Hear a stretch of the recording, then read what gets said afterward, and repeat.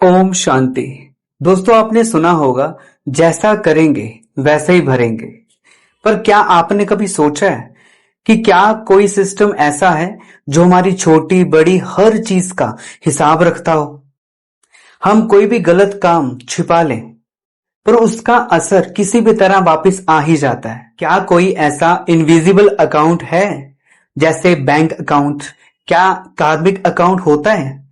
हम अक्सर समझते हैं या हमने सुना है कर्म यानी जो हम करते हैं, यानी एक्शन, डीड्स।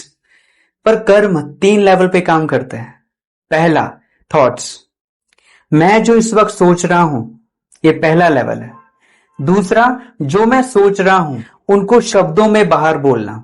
तीसरा, एक्शन, यानी जो सोचा अंदर उसको बोला भी, फिर एक्शन के रूप में बाहर लेके आया।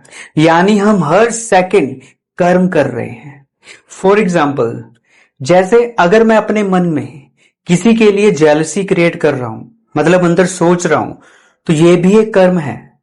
और अगर उस जेलसी को इतना अंदर रख लूं कि सामने वाले की इंसल्ट कर दूं, यानी बोलकर, तो ये दूसरा कर्म हो जाता है।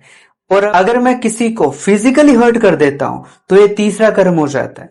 यानी कर्म इनविजिबल भी है और विजिबल भी है। जैसे हमारे बैंक अकाउंट में हमारी हर ट्रांजैक्शन दर्ज होती है, इसी तरह आत्मा में भी हमारा हर कर्म रिकॉर्ड होता है और ये इनविजिबल होता है। इसे ना हम देख सकते हैं, ना ही कोई साइंटिस्ट इसे मेजर कर सकता है।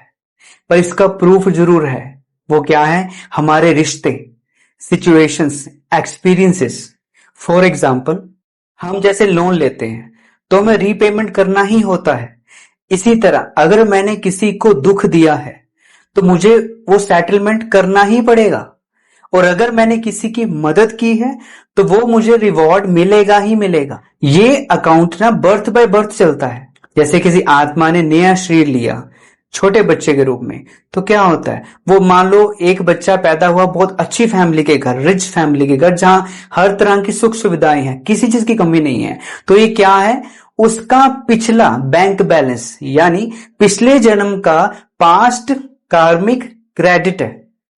और उसी तरह अगर कोई आत्मा कोई ऐसे घर में पैदा होती है जब बहुत ही गरीब, या उसको बचपन से बहुत बीमारियां हैं, बहुत स्ट्रगल करना पड़ रहा है, पेट में प्रॉब्लम, ब्रेन में प्रॉब्लम, किसकी आंख में प्रॉब्लम, वो बच्चे ने पैदा होते क्या कर दिया, तो ये क्या है?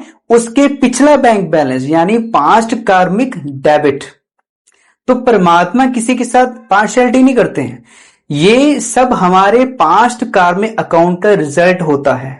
तो कार्मिक अकाउंट नेचर का बहुत ही अच्छा फेयर सिस्टम है, क्योंकि ये हमें सिखाता है कि कुछ भी रैंडम नहीं हो रहा है।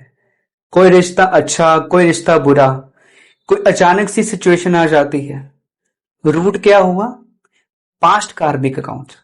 तो हमें सोचना चाहिए कि जो कर रहा हूं, जो सोच रहा हूं, जो बोल रहा हूं, वो फ्यूचर में वापस मेरे पास ही लौट कर आएगा। तो आज से अपने साथ एक सवाल पूछें कि जो मैं सोच रहा हूं, बोल रहा हूं, कर्म कर रहा हूं, यानी एक्शन में, वो मेरे अकाउंट में क्या जुड़ रहा है उससे।